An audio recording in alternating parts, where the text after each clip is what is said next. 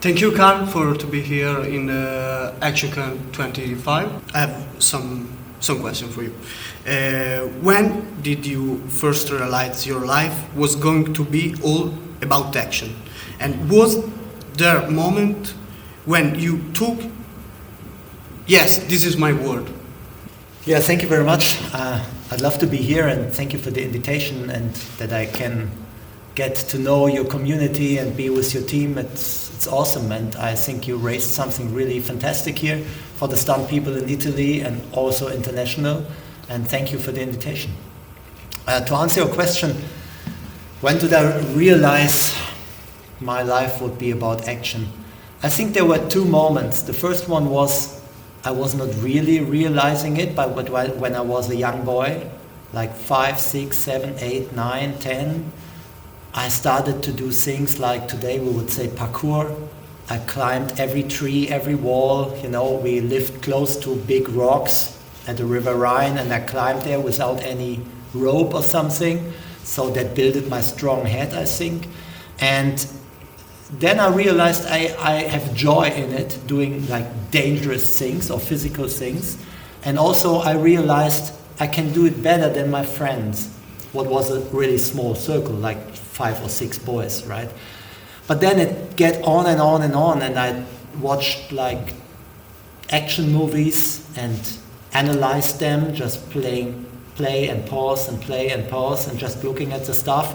That was with 10, 11, 12. And then there was the second moment. I think then I already got aware that there's a kind of interest from my person in it, and I had a kind of talent to do things, what even makes you more enjoyable when you're good in stuff. And then there comes a second thing. That was the TV show The Fall Guy, called Sievers. Yeah, it was big in Germany that time in the 80s. And I saw it and said, wow, I'm born for this. I have to do this. And it was so cool. He had that cool truck, the blonde girl. Everything was amazing. And I said, wow, I had no idea that this life is not possible in Germany. You have to be an American and live in Hollywood and go the way. In Germany, it's not possible, even from the payment, from everything. It's different than America. But that was, for me, that was a moment when I said, as a young man, like 13, 14, I don't know, this could be a job for me.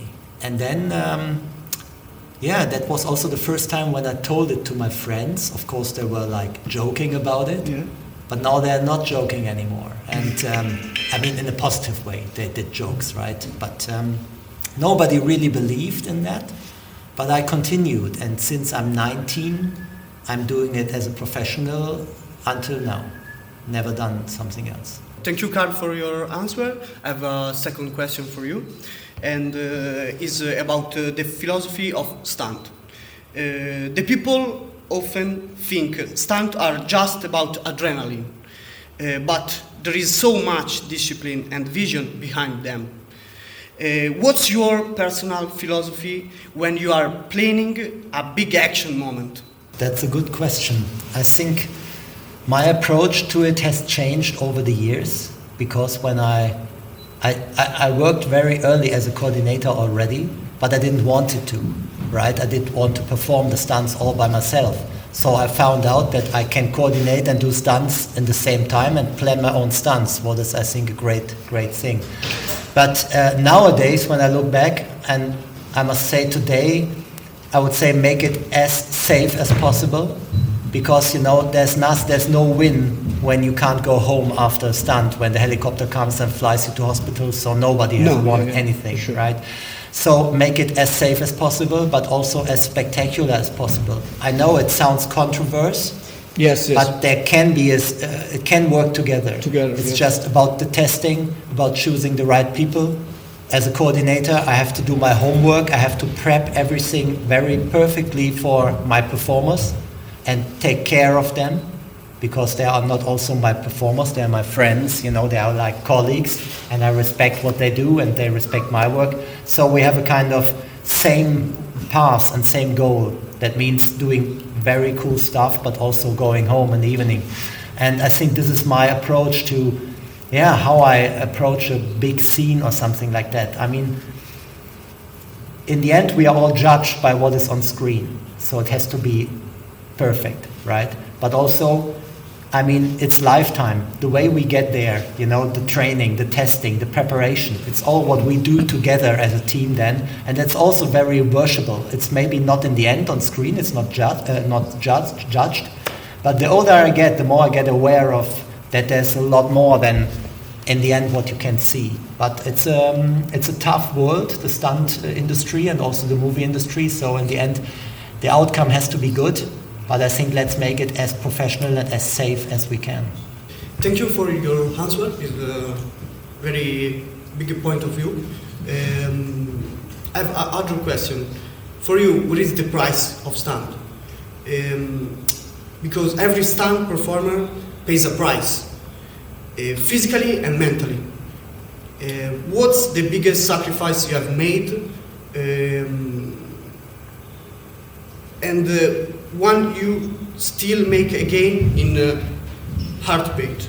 Yeah, that's a tough question, because, you know, I don't feel that I know I have sacrificed things because of my career, the 30 years of stunt work, but to me it doesn't feel like it, because I started when I was a boy without being professional or getting paid, but I've ever done exactly that.